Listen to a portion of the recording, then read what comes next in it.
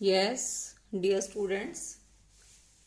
So, continuing with the next part of the human capital formation. In the last video, we have discussed about the meaning, types of capital, that is human capital and physical capital. Then, determinants, source क्या क्या है, the role and importance we have also discussed. Now next topic is problems facing human capital formation in India. कि हमारी country में human capital formation जो है वो कौन कौन सी प्रॉब्लम्स को फेस करता है या किन कारणों की वजह से हमारी ह्यूमन कैपिटल फॉर्म नहीं हो पाती है. सो उसके लिए कुछ पॉइंट्स मैंने पेन डाउन किए हैं इम्पोर्टेंट.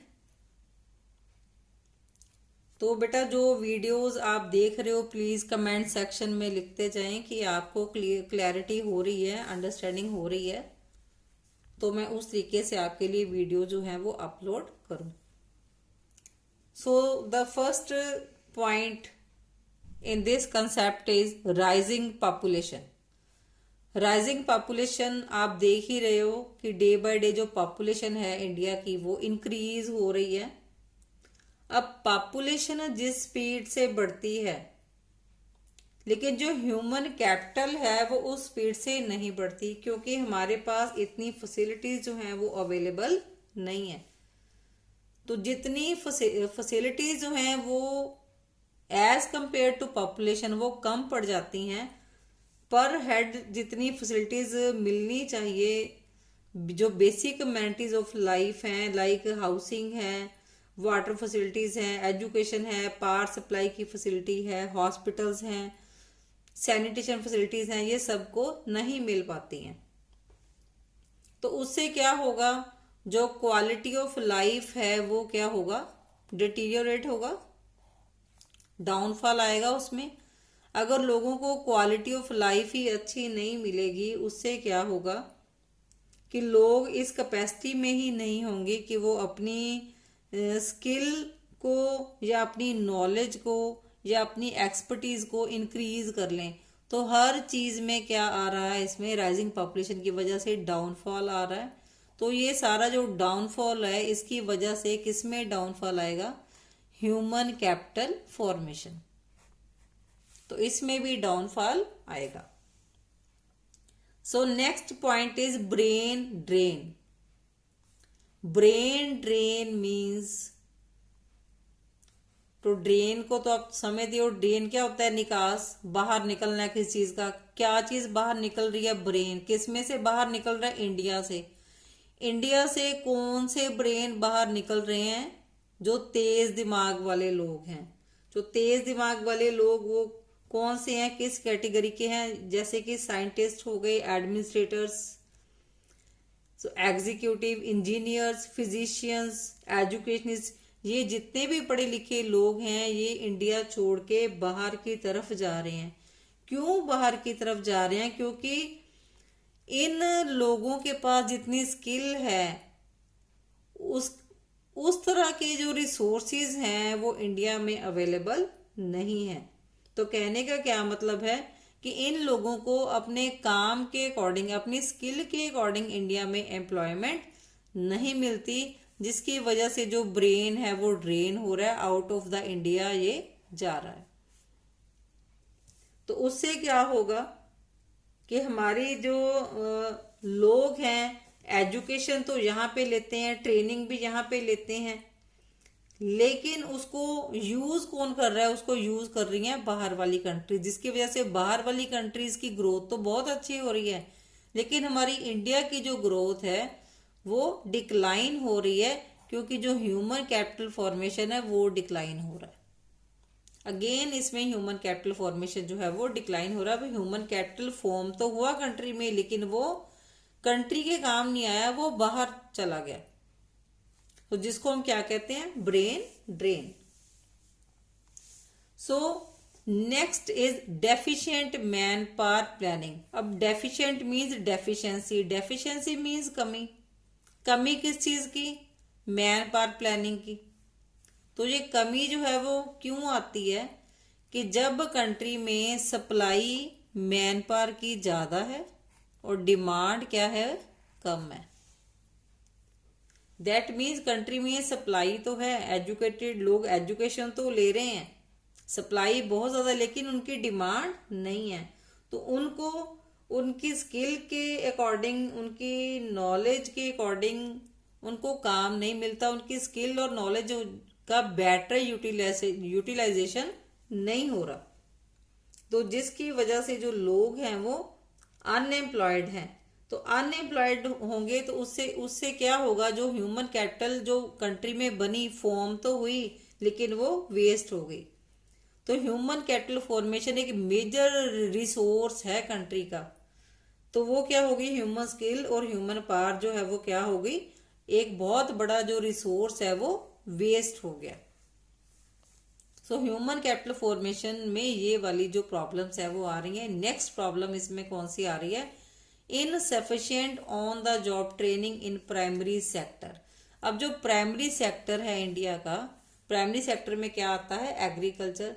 अब एग्रीकल्चर हमारी इंडियन इकोनॉमी की बैकबोन है, जिसको हम रीढ़ की हड्डी कह सकते हैं, जिसके ऊपर जो हमारी कंट्री की मेजर इनकम जो है वो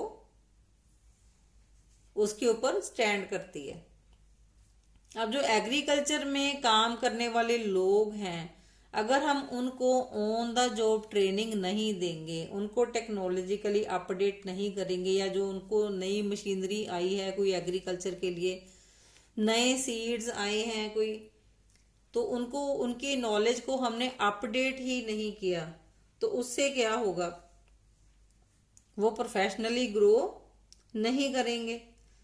तो उससे क्या होगा, जो प्रोफेशनली ग्रो नहीं करेंगे तो हमारी जो एग्रीकल्चर है वो भी ग्रो नहीं करेगी। तो उससे क्या होगा, हमारी जो प्रोडक्टिविटी है वो कम होगी, ग्रोथ कम होगी। ग्रोथ कम होने से क्या होगा, हमारी जो जीडीपी है वो डिक्लाइन होगी।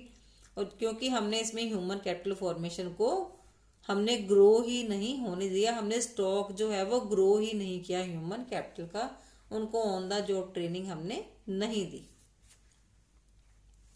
Then next problem is low academic standards. अब लो academic standards जो हैं वो हमारी कंट्री में क्यों है। अब कंट्री में नो डाउट बहुत सारी यूनिवर्सिटीज खुल गई हैं, हमने फौज तो इकट्ठी कर ली है पढ़े लिखे लोगों की, एकेडमिक स्टैंडर्ड्स की हमने फौज तो इकट्ठी कर ली है, हमारे पास ग्रेजुएट्स भी बहुत हैं, पोस्ट ग्रेजुएट्स भी बहुत हैं, लेकिन हमारा एजुकेशन सिस्टम इस तरह का है कि सिर्फ उनको थ्योरेटिकल नॉलेज दी जाती है, प्रैक्टिकली हम उनको स्किलफुल नहीं कर पा रहे हैं। तो जिसकी वजह से वो डिग्रीज तो उनके पास हैं लेकिन वो एफिशिएंट नहीं बन पाए अपने काम में, जिससे क्या होगा, देश की जो प्रोडक्शन है या प्रोडक्टिविटी है या जो ग्रोथ है वो उसका हिस्सा नहीं बन पाए। तो अल्टीमेटली ग्रोथ लो, प्रोडक्टिविटी लो, प्रोडक्शन लो, जिसकी वजह से जो जीडीपी है वो भी लो हो जाती है, क्योंकि ह्यूमन कैपिटल फॉर्मेशन जो है वो भी इस वजह से क्या होगी, लो होगी, क्योंकि हमने उनमें स्किल ही डेवलप नहीं की है। Then after that lack of resources. अब कंट्री में जो हम रिसोर्सेज हैं हमारे पास, इकोनॉमिक्स में पहले टॉपिक से हम पढ़ते आ रहे हैं कि resources are scarce, resources limited हैं, तो उसका क्या मतलब है, लैक ऑफ रिसोर्सेज। अब हमारे पास कंट्री में क्योंकि जो पॉपुलेशन है वो बहुत ज्यादा है, अनएम्प्लॉयमेंट की समस्या है, पॉवर्टी की समस्या है, जिसकी वजह से जो रिसोर्सेज जितने हैं वो पूरे ही नहीं पड़ते पॉपुलेशन को, और रिसोर्सेज जो है वो कंट्री लैक कर रही है, जिसकी वजह से ह्यूमन कैपिटल जो है वो ग्रो ही नहीं कर पा रही है कंट्री में। Next is inefficient utilization of available resources. अब जितने रिसोर्सेज हमारे पास अवेलेबल हैं, कौन से रिसोर्सेज अवेलेबल, जो ह्यूमन कैपिटल के रिसोर्सेज अवेलेबल हैं, या तो वो अनएम्प्लॉयड हैं या अंडर एम्प्लॉयड हैं। और दूसरी तरफ जो लोग इलिटरेट हैं, कुछ तो अनपढ़ ही रह जाते हैं बेचारे, और पुअर हेल्थ फैसिलिटीज की वजह से भी ह्यूमन कैपिटल ग्रो नहीं कर पाती, क्योंकि कंट्री के लोग इतने अवेयर ही नहीं है कि वो अपनी हेल्थ के ऊपर खर्च कर लें। और खर्च वो तब भी करेंगे जब उनके पास अच्छे रिसोर्सेज होंगे, वो स्किलफुल होंगे। तो हमारे पास जो रिसोर्सेज जो अवेलेबल हैं उसका इनएफिशिएंट यूटिलाइज होने की वजह से भी जो ह्यूमन कैपिटल जो है हमारी ग्रो नहीं कर पा रही। सो ये है हमारे पास प्रॉब्लम्स। 7 पॉइंट्स मैंने पेन डाउन किए हैं। You can do any 6 for board point of view. Now the next concept is education. Now अब एजुकेशन क्या है? एजुकेशन एक ऐसी टेक्निक है, ऐसी प्रोसेस है जो हमें टीच करती है, ट्रेन करती है, हमें कुछ ना कुछ सिखाती है थ्रू स्कूल्स एंड कॉलेजेस।